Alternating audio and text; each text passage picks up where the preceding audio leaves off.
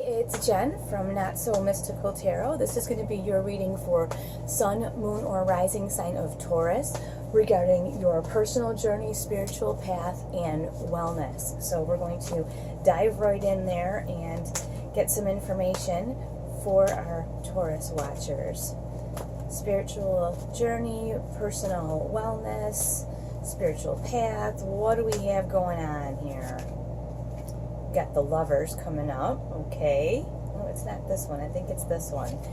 And the Knight of Cups. So, wow, major emotional journey. And you are the Earth sign, so this may be slightly, I don't want to say uncomfortable, but maybe just not a place that you're used to taking yourself. But I feel like you're very open to the journey that you're on as far as your spiritual path. Like you're starting to really open yourself up to learn more about your spirituality and to embrace that. And with this Knights are bringers of energy, so there's a lot of emotional energy attached to this. And then you have the Lovers, and the Lovers can be romantic, but it can also be like your like soulmate, best friend, or like a coworker, someone that you're really close to.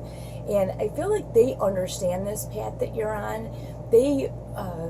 They listen to you, they feel the way you feel, and they respect your feelings, and you can really share with this person. Conversely, you have this Seven of Wands coming up, and the Seven of Wands, there are other people in your life who are like, what are you talking about? What are you meaning, your higher self? You know, I don't want to hear that. And you know what? That's really okay. There's always going to be different people that have things to say about you, no matter what you're doing. But I want you to pay attention here, and I explain these cards all the time, but, you know, it's important to reiterate them. You've got her, and she's up here on her high vibration, right? And there's these people coming from who knows how far down this hill, and they're, like, pointing these sticks up at her, like, menacing her. And these are the people who, when you're doing something good for yourself and you're vibrating up here, they're down low here, and they're like, you know, these are people who have negative things to say, or they're making fun of you, or, you know, they're just trying to make you feel small and stupid. And you know what? Like, they're really not worth your time. Notice, wands are action, right? She's got this wand in her hand. But do you see that she's just like, yeah, no thanks. You don't see her running down that hill, right, to argue with these people and discuss with them and try to change their point of view to her point of view. She's just like, no thanks. So you know what this is saying to me? You've got this big bunch of energy right now that is serving you well, and you do have someone close to you that you're able to talk with and share with. And it could be even a friend that you have online, but whatever it is, you're able to make a connection with someone about your spiritual path, your personal journeys, your wellness. And you know what? That's all that really matters. You trying to convince these gutter people down here to follow your high vibration point of view is just not going to happen.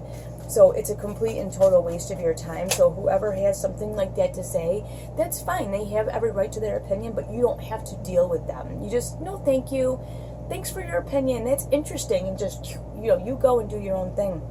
And funny that says, did I say that? Because you have the Hermit here. And the Hermit, I want to point this out, he's got this lantern with him, but this is his own light. He brings his own light to the situation. He knows where he's going, and that's the thing. I really feel like you know where you're going, you know what your goals are, and you're going to get yourself there, but it does involve you. Part of the path, you will walk alone. You know, part of it you will walk alone because it belongs to you. Nobody can define this journey for you. But I really feel like you already know all of these things, but it's nice to hear it sometimes too when you feel like you're a little bit alone, you know. Like I said, you do have someone in your life, at least one person that you can connect with on that level. Let's see what else we get here. Yeah, you've got the Five of Pentacles and the Four of Swords. And the Five of Pentacles, even though this is a pentacle card, you know, which is a lot of times career, money, finance, you're the earth signs. So I really feel like it's just for you, because this is also a very emotional card. It's about being sort of shut out, locked out in the cold, feeling unappreciated, unrecognized. And I just think that there are people in your life, most likely, who just don't understand when you want to talk about things that are of a little bit of a higher vibration. They're like, what? Huh? And you know what? That's okay. Like I said, that's where they are, and that's perfectly fine. But you don't want to focus on the fact that there are people that don't get you. Okay, that's really just not. That's just not productive for you right now, especially when it comes to like your health and your wellness. It's really important that you focus on what you do have, not what you don't have. So when it comes to like your wellness, like your physical wellness too, that's like saying, well, I want to run marathons and you don't even take a walk after dinner. You know what I'm saying? It's like, it's important to focus on what you do have and what you can do.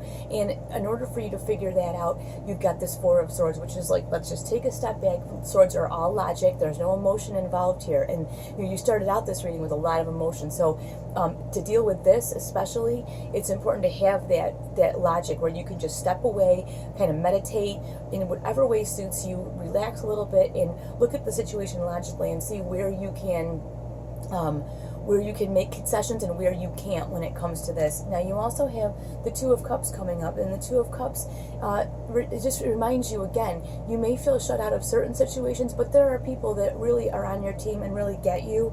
So you know what, that's where you want to put your focus, not here, not on the people who don't get you and who I want to not talk to you about what you're doing and aren't interested in your path. That's okay, because there are people that are.